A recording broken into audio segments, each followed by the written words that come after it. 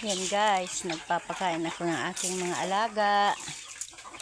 Good morning, good morning. Yan sila oh.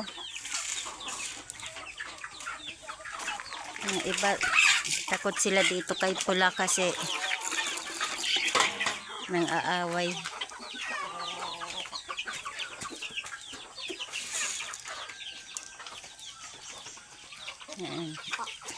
Yan sila guys, ang mga nakabitaw kong alaga. Nakawala lang.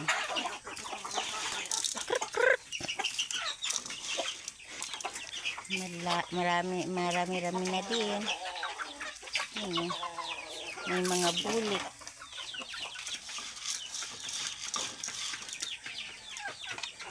Ayan, bulik. Ayan pa sila oh. Takot sila inaaway. Tapos may nakakulong pa ako dito guys oh. Ayan. Ito yung 20 na sisiw ko. 20, dalawa ang ina. 12 at saka 8. Ang nangyari, ang natitira ngayon ay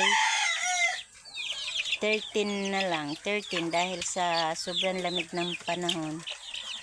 Nagkakasakit sila, biglang nanghihina. Yan.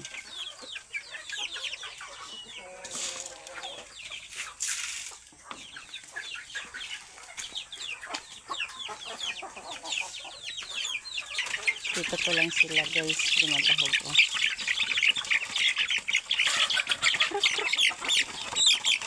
Nakulong ko sila guys. Inabitawan ko na sila pag malalaki na. Para, meron kasi dito mandaragit, yung malaking ibon. Dinadagit yung iba.